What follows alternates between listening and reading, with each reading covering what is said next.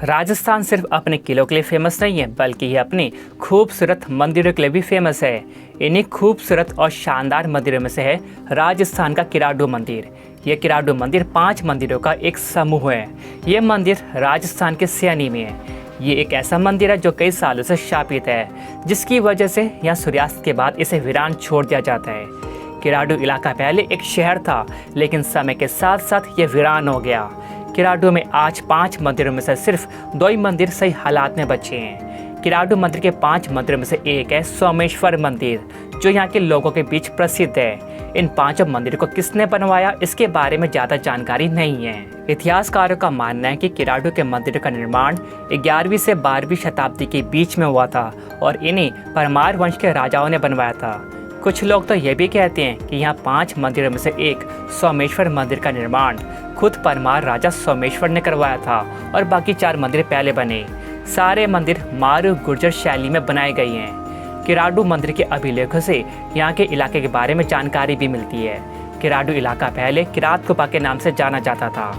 आमतौर पर माना जाता है कि 13वीं शताब्दी में जैसलमेर के भाटी और गुलाम वंश के शासकों के आक्रमणों के दौरान यहाँ के मंदिरों को नष्ट कर दिया गया था। अब दोस्तों बात करते हैं कि यह मंदिर शापित क्यों है। ऐसा माना जाता है कि राजा सोमेश्वर किराडू को भारी लोगों से सुरक्षित रखने के लिए एक संत धुंधली नाथ से आशीर्वाद मांगा और उनसे अपने राज्य में रहने के लिए बोला। संत अपने शिष्यों के साथ यहाँ बस गए, जिससे राज्य में कुछ समय बाद खुशहाली आ गई। एक बार धुंधली नाथ को एक लंबी यात्रा के लिए बाहर जाना पड़ा और उन्होंने अपने एक शिष्य को यहीं रुकने को कहा। उस शिष्य ने यहाँ हर दिन पूजा की, लेकिन जब शिष्य बीमार पड़ा तो एक कुमार की पत्नी को छोड़कर राजा और उसकी प्रजा में से किसी ने भी उसकी देखभाल नहीं की। जब धुंधली नाथ वापस आए और उन्हें इस बात का पता चला तो उन्होंने क्रोधित होकर श्राप दिया कि जहाँ दूसरों के लिए प्रेम नहीं, वहाँ मनुष्य नहीं होगा। उन्होंने कुमार की पत्नी को छोड़कर पूरे राज्य को शाम को पत्थर में बदलने का श्राप दे दिया, मगर उन्होंने उनके शिष्य की देखभाल करने वाली कुमार की पत्नी से कहा कि वह शाम के ढलने से पहले यहाँ से चली जाए।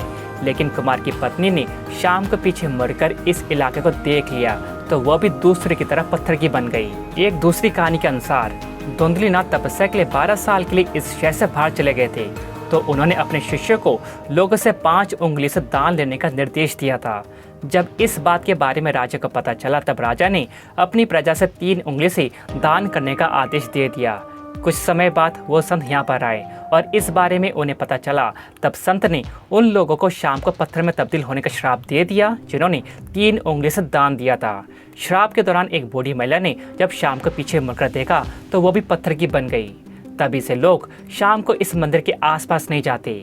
लेकिन दोस्तों, आज तक इसका कोई साइंटिफिक रीज़न नहीं मिला है। आपको राजस्थान के कई ऐतिहासिक जगहों पर आपको टूर गाइड तो मिल जाएंगे, लेकिन यहाँ पर आपको इस मंदिर के बारे में बताने वाला टूर गाइड नहीं मिलेगा। ऐसा इसलिए क्योंकि लोगों ने इस मंदिर को श्राप से जोड़ दिया है, इसलिए टूर गाइड यहाँ ना के बराबर आते हैं। जब यहाँ के मंदिर नष्ट हुए तो खुद राजा सोमेश्वर ने इन मंदिर को ठीक कराया। इस बात की जानकारी इतिहासकार गौरी शंकर ओझा ने अपनी किताब राजपूत आर्किटेक्चर में लिखी है। उन्होंने इसमें कहा कि सोमेश्वर के शासनकाल के दौरान ही शिव मंदिर के निर्माण के साथ साथ पुराने मंदिरों की मरम्मत भी कराई गई थी। सोमेश्वर मंदिर के दीवारों और खंभों पर खूबसूरती से नक्काशी की गई है। इनके दीवारों और खंभों पर महाकाव्य रामायण और महाभारत, सागर मंथन जैसी पौराणिक कहानियों, भगवान विष्णु के अवतारों और हर रोज के जीवन को उकेरा गया है। अगर आप भी ऐतिहासिक मंदिरों में रुचि रखते हैं तो किराडू के मंदिर आपके लिए अच्छी जगह है। आप भी यहाँ पर एक बार आइए।